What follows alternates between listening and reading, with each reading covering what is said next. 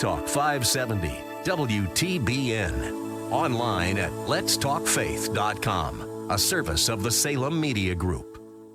Ask an Attorney is sponsored by the law offices of Joe Pippen. Learn more at attypip.com.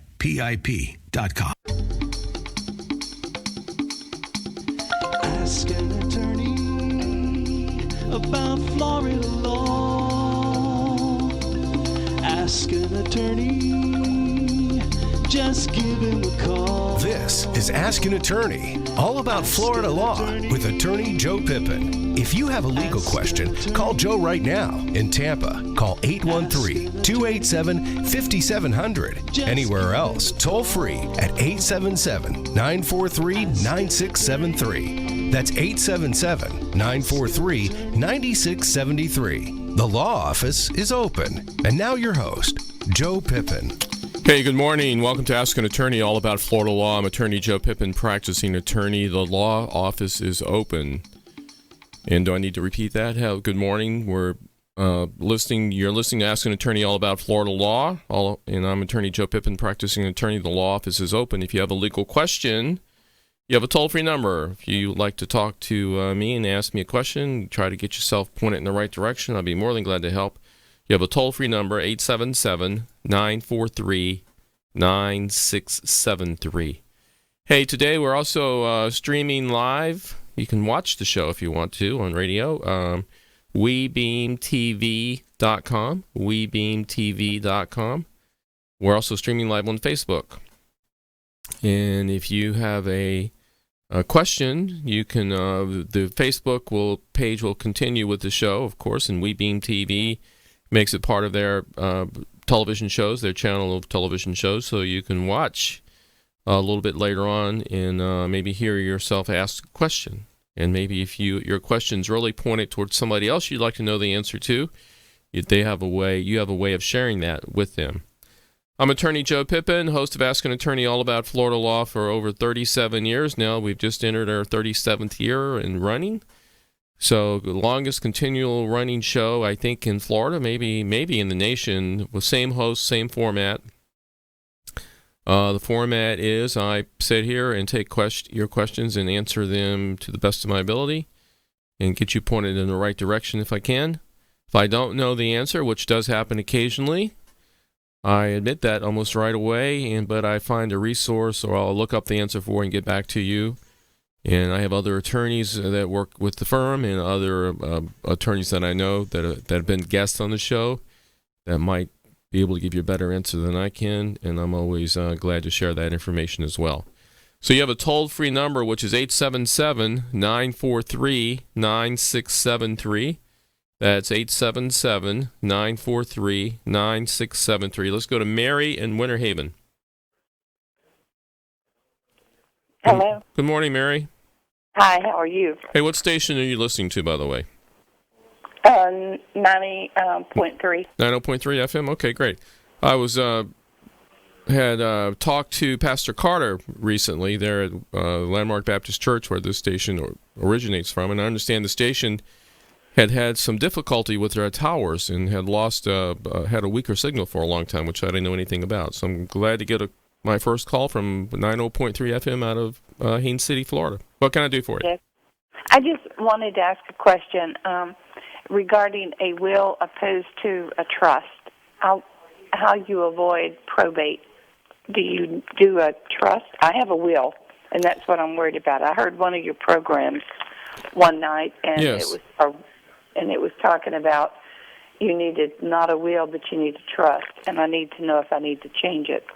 Well, if you have a will and die, it's good that you have a will, but you need to know that if you have a will and die with an asset just in your name, that will goes through a probate process, even though you have a will. And a lot of people don't understand that. Well, I have a will, why does it have to go through probate? It's because an asset is in the deceased person's name, and the personal representative, executor that you name, is called personal representative in Florida, has to have legal authority to transfer that asset out of the deceased person's name from the estate to whoever your beneficiaries are. The difference with a trust is just a fancy will. You create it while you're living. You're the grantor. You control everything just like you do now. You and the trust are the same entity, same tax number. When you die, you've named a successor trustee. That's the same person you would have named as the personal representative of your will. And they can almost immediately get to and transfer assets out of the trust because it's not in a deceased person's name, it's in a living trust. So most of my clients, I would say over 90% of my clients do a living trust as opposed to just having the will. Okay. And you have an office. I know you have several offices. I'm in Winter Haven. What's the closest office I could go to? Well, we have like 15 offices. My closest office to Winter Haven, people from Winter Haven either come to my Davenport office, which is right on Route 27, or they come to the Lakeland office. You know, Winter Haven's a fairly big area, so whatever one of those that it's closest to. Okay. I'll be in both of those offices Monday, by the way. Oh, great. Okay. And if you want to contact me this weekend, just call my cell phone. I think I can fit you in even on Monday if you would like. Okay. What's your cell phone number? 727 667 3967. You could call me, 3967. You could call me a little bit later this morning. Don't call during the show, but call a little bit later this morning, and I'll get you scheduled for next week. Okay. I appreciate that. All right. Thank you. Thank you. Bye-bye. You're listening to Ask an Attorney, all about Florida law. I'm Attorney Joe Pippen, practicing attorney. If you have a legal question, you have a toll-free number, 877-943-9673. We do have open lines right now. Let's go to Rudy in Seminole. Yes, sir. I one of 6 siblings, and we're about to sell a property. One of my siblings has been on Social Security and disability for quite a few years now. They have a chronic situation. And I was wondering, does the state collect that person's portion when it's at closing? Is this person a Florida resident? They are now, but you can tell me what Florida law says, but the property is actually in New York. So, well, I don't think it matters where the property is located. It's where the person's a resident of. Yeah. Okay. All right. Is the person we're talking about here have the mental capability of doing an estate planning document like a power of attorney? Yes, they do. Well, what they should do, and the money hasn't been collected yet, is that right? Not at all. All right, so what should happen in this case is the person should do a durable power of attorney to someone. Let's just say, for this example, it's you. So they give you a power of attorney. Certain paragraphs or articles in the power of attorney would be checked off, giving you the power to do Medicaid planning for them. And then the money from the sale of the proceeds can be put in what's called, one of the powers is to create a personal service contract. So the power to create the personal service contract would be created, and then the person can stay on Medicaid. With the distribution they receive would not take them off of the Medicaid program. So they can continue to get their benefits, and the money used in the personal service contract can be used for their care. Without disrupting their government benefits. Okay. So, is it possible, like, she has a son, is it possible for her to pass it on to her son? Yeah, if she wanted to do that? Her son could be the power of attorney. Sure, she can name whoever she wants. And then that person would have the power to deal with the attorney to protect the Medicaid benefit and protect the asset, so it wouldn't have to be spent down. Okay. Okay. Thank you very much. I appreciate that. All right. Thank you. You're listening to Ask an Attorney, all about Florida law. I'm Attorney Joe Pippen, practicing attorney. The law office is open this Saturday morning before Thanksgiving. Doing a live show. If you have a legal question, I'd be more than glad to help you. That's what I'm here for, is to give you whatever assistance I can, get you put in the right direction, give you as much legal information as I can about your circumstance, and hopefully help you. And the benefit of me helping you is other people are listening. And many other people have the same type of question you have, so everybody hopefully learns something. Pretty simple format to the show, right? That's all it is. I'm sitting here, giving out the phone number, answering your legal questions, helping as many people as I can. We've done this for 37 years and 2 months now. And working on, I just enjoy doing this. This is something I love doing. I also have radio shows that I do Sunday morning. They rebroadcast this show on 570-910 on Sundays at 5 p.m. And we're broadcasting live across the state of Florida right now on like 15 stations. We have community stations in Sun City Center. We have Landmark. My first caller came from Haines City, Florida, the central part of Florida. We have one in Jacksonville.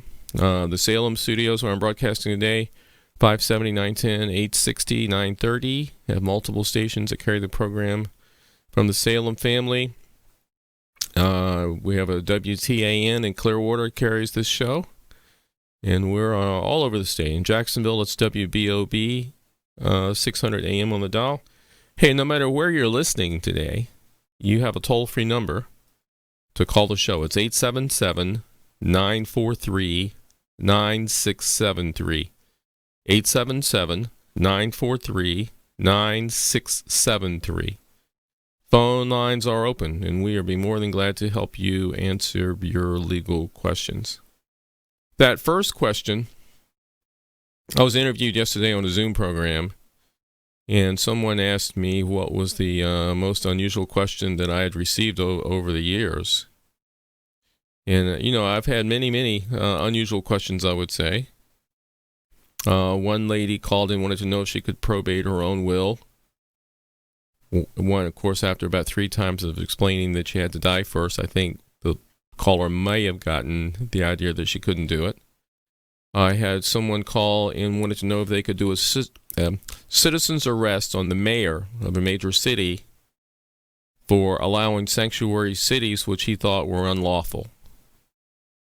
And he wanted to go arrest the mayor, take him to jail, and expect the jail to put them in jail for crimes that he thought they committed. He wanted to do this with a citizen's arrest.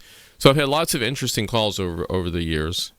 And I could probably sit here all day and talk just about interesting calls I've had, but I'd much rather help you with your question. So if you have a question I can help you with, it's 877, it's a toll-free number, 943-9673. Let's go to Jim in Tampa. Hello? Hey, Jim. How are you this morning? I'm doing great, and you? I'm doing fine. I'm asking about a clarification, if you can possibly do so. I have a concealed weapons permit, and I was told during the course of the instruction that it was illegal for me to carry wearing a face mask or any distortion of my identity. So I'm kind of confused how this works. Do you have any clarification on that? No, I think that rule has pretty much been waived. When there are requirements that you wear a face mask in different places, you could do both, is my opinion. Okay, and I respect business owners if they have a sign, wear a face mask. I do not carry and wear a mask. But it was fully confusing. And then with Mr. Biden's comment that he's going to put out a presidential mandate that you have to wear a mask everywhere, there's a lot of friends of mine that were conflicted. Okay, what does this mean? No, that's not going to prohibit you from carrying your weapon. They have rules in banks. I have several offices, I have 2 offices inside a bank. When you have to walk inside the bank to get to me, because that's where my office is, inside the bank. So before the virus and the mask rules came out, you couldn't wear a hood, you couldn't wear a mask, you couldn't cover your face. Sometimes you couldn't. There are a lot of things you couldn't do. All those rules have been waived now. I mean, people walk into the bank all the time with masks on. Whereas, because they want the cameras to be able to catch the face, right? Right, I completely understand, and part of my training is not in bars, no municipal buildings at all, city county, state, federal, and we all got that. But what the confusion was we were all instructed that you cannot cover your face. Yeah, well, I think I wouldn't worry about that rule. I think even if some policeman arrested or gave you a ticket or a citation or something, I don't think there's going to be hardly any judges going to enforce that rule under the circumstances. Hey, Jim, let me tell you, I did an hour Zoom seminar. We did 7. I've done 7 seminars. I put them on hold till January. But one of the 7 seminars, and they're available to anyone who wants them. I'll send you a link to all 7 if you want. But one of them was on concealed weapons. And I had another attorney that was had more expertise on concealed weapons than I did. We co-hosted the show, and we did an hour seminar. We answered probably about 15 questions. We both talked a little bit, answered a whole bunch of questions on concealed weapons permit. So if you'd like to link to that show, just send me an email. And anyone who's listening, we did them on wills, trust, estate planning, asset protection, Medicaid planning, family law, concealed weapons. Anyone wants the links to those shows, you can watch them now, and just send me an email at Joe, at attypip.com.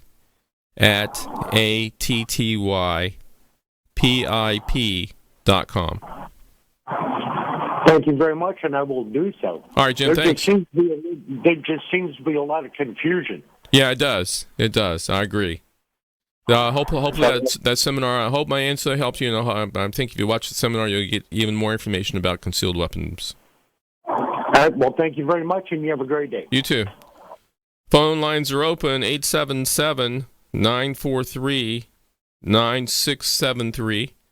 877-943-9673. Phone lines are open. Let's go to William in Bradenton. Good morning, Jeff. Good morning. My wife and I signed a document upon our death, to leave a fairly large sum of money to a charity. This was about 20 years ago. We have now decided that we'd like to leave it to a different charity. Mm-hmm. What I would like to know is what is our obligation to the first charity, and what do we have to do to negate the original document? Well, what was the original document? A will or trust? It's in our, yeah, well, no, the charity has a document that you signed to say that upon your death you give this a certain amount of money to the charity, and this was in our trust. Okay, so so you left the distribution. The distribution to the charity is actually stated in the trust. Yes. Okay. And was the document you signed just like a letter of intent that this is what you plan on doing type of document? I think it was a little bit more formal than that. All right. Well, Williams, what I would probably do if you were my client, I'm not asking you to be my client, but if you were, what I would do is I would amend the trust to do the charity that you want to do, and then I would send a letter to the first charity and tell them that you no longer intend on doing that. But I'd have to, at the same time, I would review what you signed to make sure you didn't obligate yourself contractually. I understand. Okay, I kind of assumed that would probably be the course of action, but I was not 100% sure. But okay, I will approach that. Thank you very much. All right, thank you. All right, let's go to, let's give out the numbers, 877-943-9673. Phone lines are open. Let's go to Matt in Jacksonville. Hello. Hey, Matt. My question is, I've got a friend that hasn't paid taxes in a few years. His house is paid for, all of his vehicles. He's worth a little bit of money. And he thinks, I told him when he dies, I said, your stuff's going to go through probate and your wife and kids aren't going to get anything. And I'm just kind of curious, and I'm going to send this on to him, is what he should do other than pay taxes and do his right thing. But if he would die, what would happen to all of his assets right now? Well, you're talking about income tax or real estate tax? All taxes, any kind. He hasn't paid income tax in years. and he's worked. He owns his own business. He works, and like I said, he's worth more than a couple $100. He's worth a little. He's get, like I said, house paid for, cars paid for, no debt, and. Well, okay, so let's do real estate taxes first, then I'll tackle income taxes. Okay. If he hasn't paid his real estate taxes, sooner or later the county's going to have a tax sale.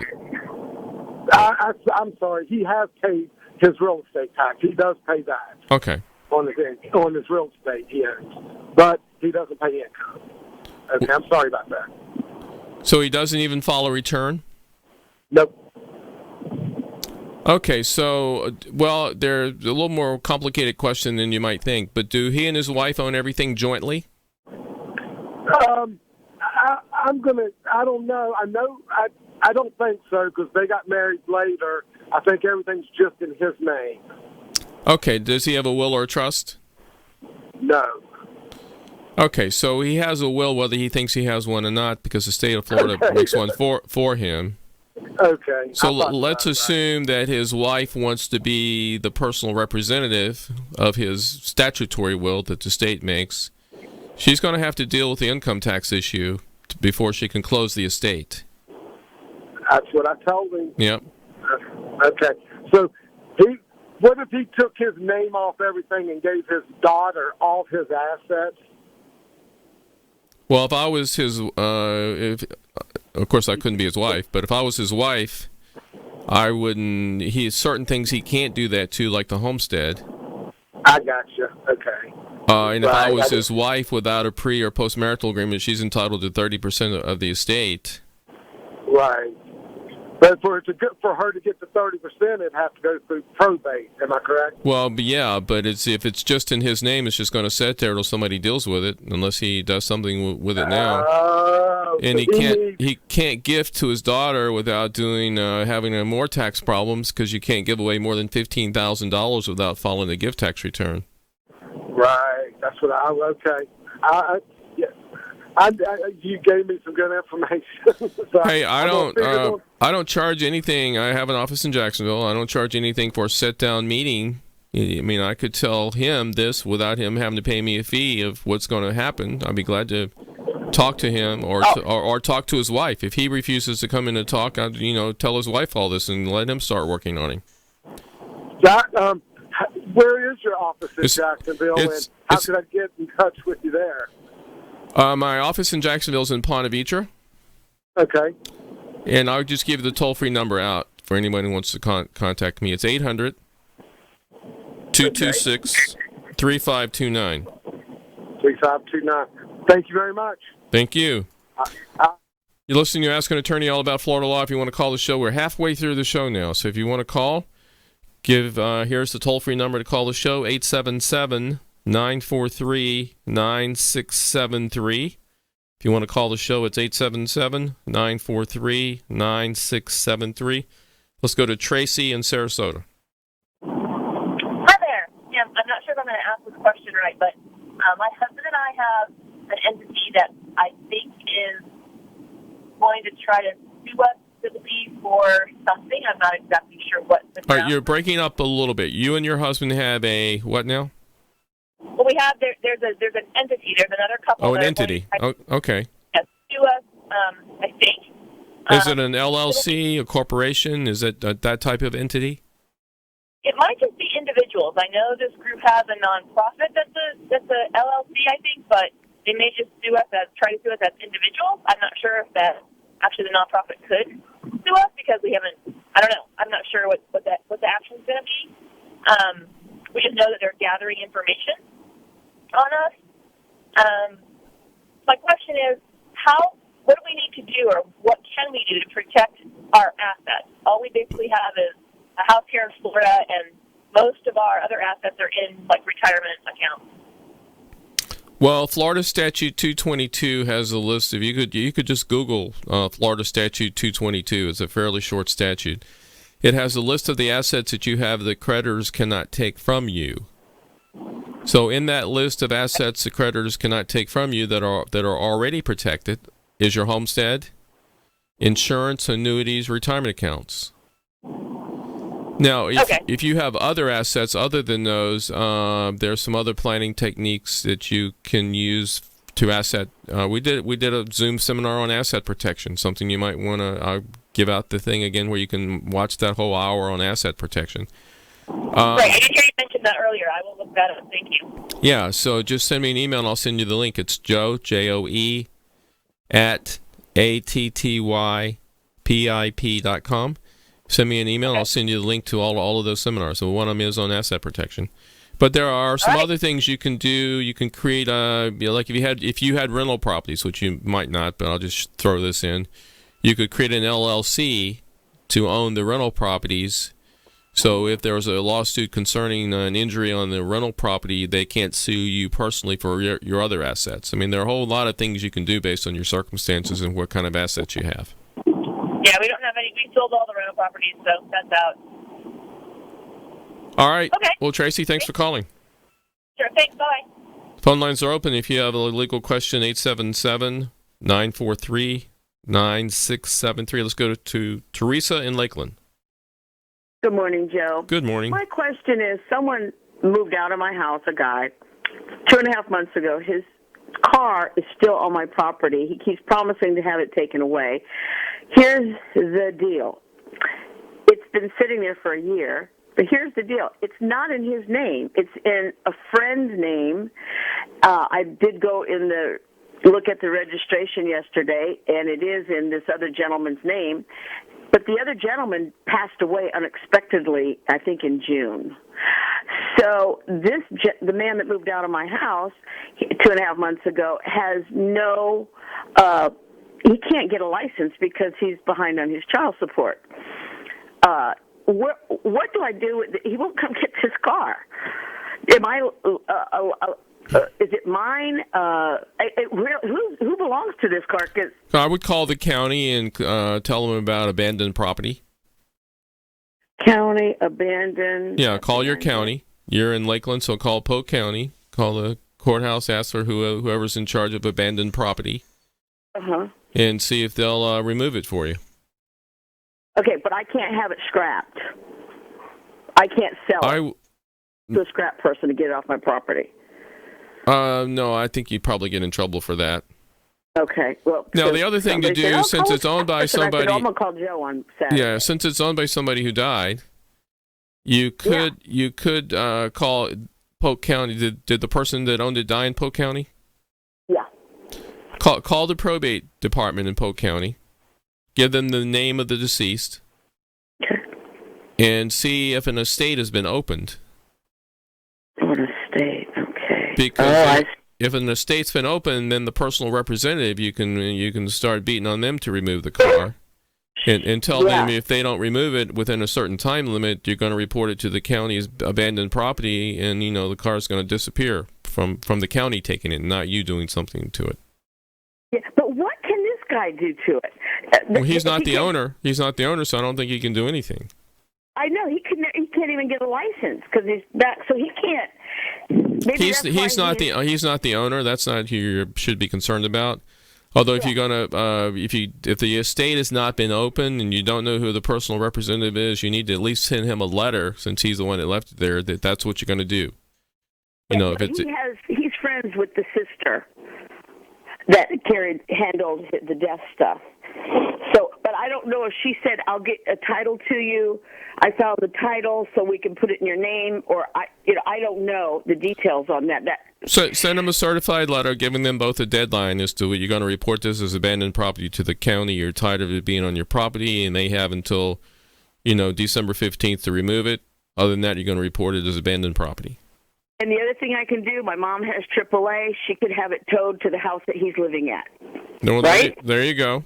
Sure. And he'll have to deal with it, even though that's one of those communities where they won't allow extra cars. He'll be very upset. But at least it gets off of my property. That's not a bad idea either. Yeah. Okie dokie, Joe. You're always fantastic. Thank you so much, and have a great holiday. Hey, you too. Thanks for calling. Hey, you're listening to Ask an Attorney, all about Florida law. We have about 20 minutes left in the show. If you want to call today, it's 877-943-9673. That's 877-943-9673. Phone lines are open. Hey, I don't know if you've ever thought about this, but this show runs 52 minutes, no commercials. I don't know if you've ever considered the fact that we don't have commercials on this show, but we don't. And the reason why we don't do commercials is I don't want to do a show with commercials, basically. All the commercials run at the end of the show. You know, so we end at 8:52, and they do all their commercial things they want to do then. And during the show, I don't do commercials. You know, and after you've done radio for 37 years, you get to have a few privileges and things that you can orchestrate that are unusual for other shows. And so, just thought I'd mention that. Let's go to Bill in Jacksonville. Yes, Joe, real quick question. I don't know if you would know or not. Federal income tax, personal. Yes, sir? Is there a statute of limitations on that?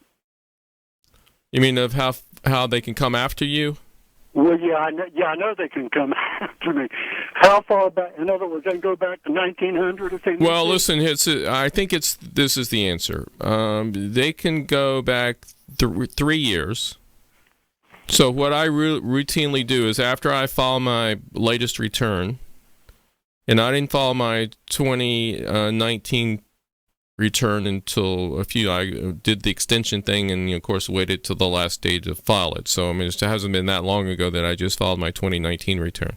So once I file my 2019 return, then I go back, I save the 2019, I save the 2018, I save the 2017. That's my 3 years of returns. Anything prior to that, my personal plan and what I actually do is I save 3 years of returns and all the information that went with those returns, and I destroy everything older than 3 years. The IRS, my understanding is the IRS can only come after you if it's more than 3 years. They can only come after you if there's some fraudulent thing that you did. I mean, you fraudulently did tax returns. They can come after you more than for 3 years. That's my understanding. If we have some CPA or other tax person out there listening that wants to call the show and add some information to that, I'd be more than glad to give them some airtime to explain it, but that's my understanding. Yeah, my problem, Joe, is I don't trust anybody. I've been scammed over and over. You know what I'm saying? In other words, promised to handle, to take the case, whatever, then I'm just out the money. There's a lot of it going on. Yeah. I'm sure you're aware. But I think the IRS is not going to come after anybody. They have a 3 year statute of limitation unless there's some fraudulent intent. A 3 year look back? Yes, sir. Okay. If the returns are not filed at all, would that be a... Well, then it's 3 years of the last return. So, I mean, they can go back a long way if a person hasn't filed at all. Okay. If somebody comes to me and says, look, I haven't filed my tax returns in 10 years, my immediate answer is, well, go get a CPA or go get somebody, enrolled agent that can negotiate with the IRS. You need to get something going. You need to get this resolved so it's not a big problem on your estate. Like one of my previous callers today, there's going to be a problem on the estate when the person dies unless you get all this squared away. I appreciate it, John. All right, thanks. Thank you very much. You're listening to Ask an Attorney all about Florida law. That's me, Attorney Joe Pippen. If you have a legal question, phone lines are open. 877-943-9673. That's 877-943-9673. Anything I can do for you, give me a call. We have a few minutes left, and would be glad to try to help you in any way I can. So I mentioned 2 times, so I'll mention it one more time about the Zoom seminars. We did a series every other week. So that means 14 weeks. We did 7 seminars, Zoom seminars, every other week. They were on estate planning, living trust, family law, asset protection law, Medicaid law, concealed weapon permit law, and that included stand your ground, and some other areas of gun law. Probate, we did one on. So if you would like those to watch any of those, there are Zoom seminars that we saved on video and can send to you. And if you would like any or all of those, send me an email and just tell me which one. Most people just say, send them all to me, and I'll pick which ones I want to watch. So you send an email to Joe, Joe, at attypip.com. Joe at attypip.com.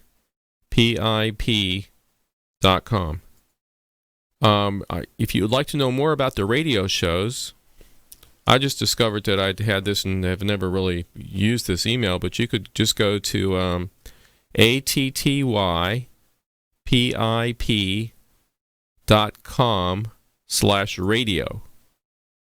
And you'll have a lot more information about all the radio shows we do as well. And today I'll remind you that we are broadcasting live on WeBeamTV.com. WeBeamTV.com. There's a host of video shows there on their website. Ask an Attorney is one of them, so they archive those as well, so you could watch several of those if you wanted to, or one of this, or the latest one will be posted shortly after we leave today, I believe. Also, we have a YouTube channel. We have an Ask an Attorney, Joseph Pippen YouTube channel, where a lot of our previous, we have about 140 different videos of something, television shows, radio shows, Zoom appearances, and so forth. All right, so let's go to Jeff in St. Augustine. Hello. Hey, Jeff. Hey, how are you doing today? I'm doing great, and you? Good, good. I just have a quick question, and it technically does not pertain to Florida, but it has to do with an estate in Maryland. Would that be okay to ask a question about that or not? Well, I'm licensed only. I did go to law school in Maryland, but I'm only licensed in Florida. Okay. But go ahead and ask the question, and I'll see what I can do with it. Okay, so technically there was no will that we know of that was left for my father-in-law's children. Upon his passing, I know they accrued definitely at least $11 billion or more together while they were married in Maryland, and we were informed by his wife, which was not his first one, second marriage, that his estate is broke. There's no money left, and pretty much that's life. And we understand that that's probably true. Because if there's no will, there's nothing to contest.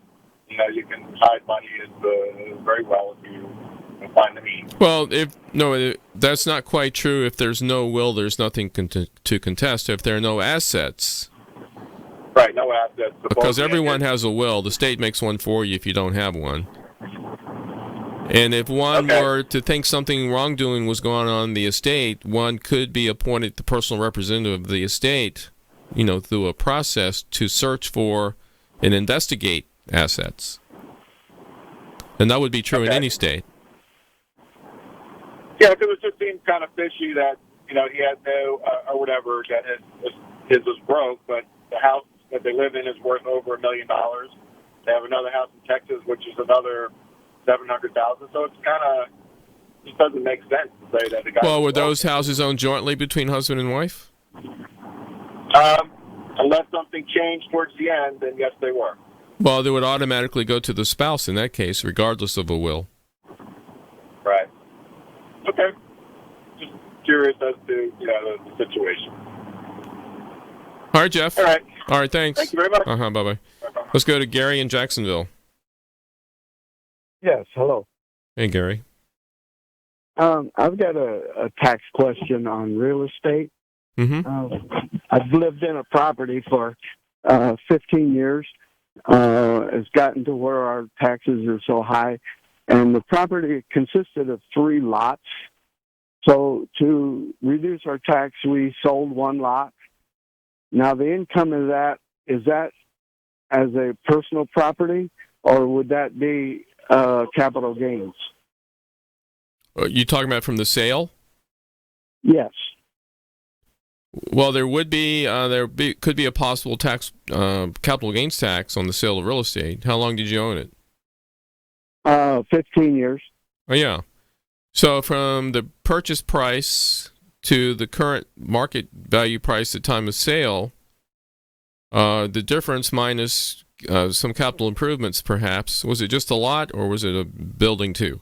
Yeah, no, just a lot. Okay, so it wouldn't be any capital improvements there, but it would be a capital gains tax. Yeah. Even though it is my home, I'm just selling a portion of my home. Well, you're probably going to need a CPA because you do have like a $250,000 per person exemption from real estate tax on the sale of a home. Are you going to buy another home? Or you only sold part of the home? I see you said part of the home. We only sold part of the home. Yeah, I would let a CPA tackle that because the CPAs are going to be responsible for the tax return. So you see what you can get a partial exemption on the sale of part of a homestead. Was it just one? Yeah. Was it multiple lots? Yes, I had 3 lots, and I sold one, so now we still own 2. Had you declared all of them homestead? They were all adjoining, and you declared them all homestead? Yes, they were all listed as my homestead. I'm going to guess that you could maybe get a partial exemption on that, but I'm not positive because I don't really do tax returns. I'd let a CPA be responsible for doing that and, being responsible for the choice that they make on how much you can deduct and so forth. Sure. Thank you very much. All right. Thank you. All right. You're listening to Ask an Attorney all about Florida law. We have about 7 more minutes or so in the show. We have time for your call. If you want to squeak in here at 877-943-9673. That's 877-943-9673. Phone lines are open. So, if you'd like our free estate planning poster sheet, we have a large double-sided poster sheet. On the front side of it, it's 5 articles written about estate planning. They're about wills, trust, probate, guardianship. They have a chart on how trusts work, a comparison chart between wills and trust. On the other side has all of our office locations around Florida, with phone numbers and addresses and a list of attorneys and so forth. If you'd like it, I'd be glad to mail it to you. It's a large double-sided sheet. You could look at it online if you want, but you could also, I'd love to mail it to you.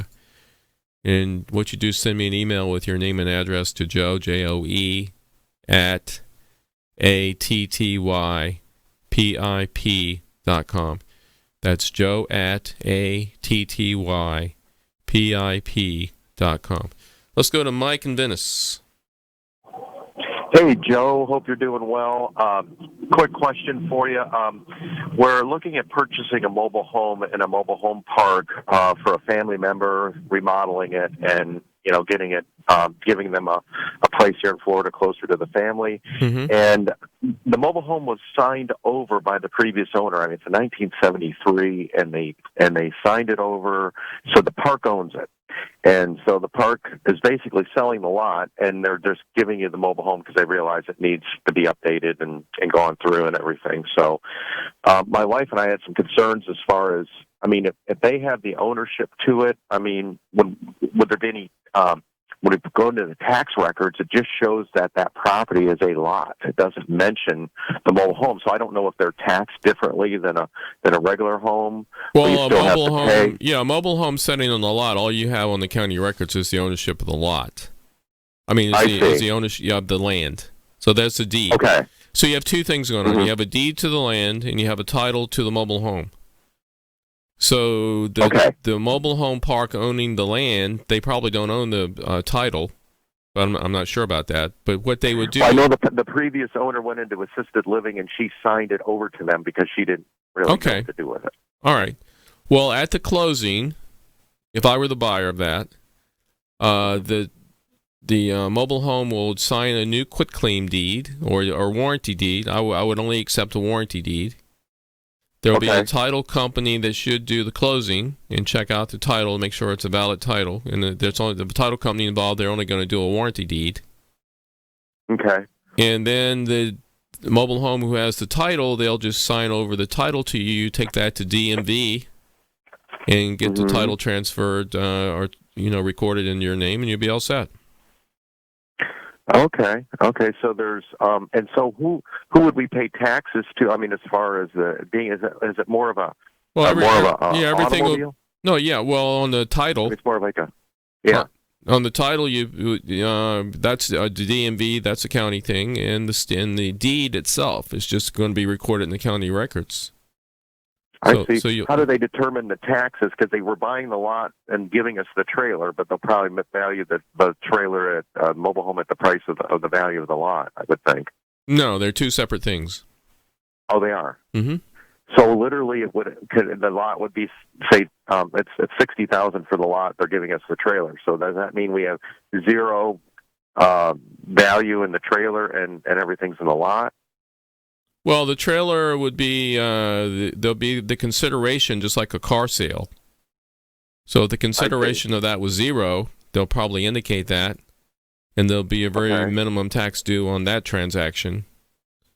And the land, if the land's valued at $60,000, there'll just be normal stamps and so forth on that. I see. Okay, so as far as then we really don't continue. We don't pay any taxes on the home itself, just on the land. Most likely, there might be a stamp type of tax where you pay something on the mobile home. Right up front, but not a yearly. There might be a yearly stamp type of tax fee on the mobile home. You can just check that out when you go to DMV and record the title. Okay. All right. Cool. All right. Thanks for clarifying that. All right. No Have problem. A great weekend. All right. You too. Sir. Let's go to Rick in Riverview. Good morning. Hey, Rick. I work for a very big package company. We deliver packages, and about 8 years ago, I was let go of the company for like 15 weeks. One of the office personnel, she said that I poked her with a pen, and I didn't, and it was proven in court that I didn't, and I never got paid for those 15 weeks. Now, the girl has passed away that made the claim, but is there anywhere I could go and get something back from the company in a lawsuit or something like that, or would time be up? How long ago did this happen? About 7, 8 years ago. Yeah, I think too much time has gone by for you to file a claim. All righty. Well, thank you very much. All right, thank you. Thank you. Let's go to Jean in Safety Harbor. Hi there. Thank you for taking my call. My grandparents lived in Brooklyn, and my grandmother raised her cousin's baby because her cousin was a male, and his wife died in childbirth, and they had no other family. And they had said to my grandparents that they would leave their house in Suffolk County to them if they took care of the child, being that he had to work all day. So all this was verbal? No. I have a will that has leaving the house to my grandparents. Now, my mother has just since passed away a month ago. No, you said, was that in your mother's will? Yes. Okay, yes. And was she married at the time she did the will? Yes. My mother and father, they both are deceased. Jane, I need to, I'm going to run out of time here, and this is kind of an involved question, and I would have a lot of questions for you. Do you want to call me off the air and let me try to sort through all this for you? Oh, yeah, sure. All okay. Right. All right, so my office number is you're calling in Pinellas County, the number 727-586 Okay. 3306. All right. Go to extension 200. If you call, I could probably talk to you Monday. Just request like a 10-minute phone appointment. Okay. And I'll be glad to try to answer your questions off the air here. Okay. I just want to say, could I say one more thing, or we don't have time? Yeah, we have maybe a minute left, so you got 20 seconds. Go ahead. Okay. The will, I have the will from the man who my grandparents were watching the child. Yeah, Gene, I'm gonna run out of time. I'm sorry. Just call the office. Okay, bye. All right, sorry, bye. All right, you're listening to Ask an Attorney. Thank you for listening. I'll be back next week the same time. Hope you have a great Thanksgiving, and be safe out there. Be back next week. So long.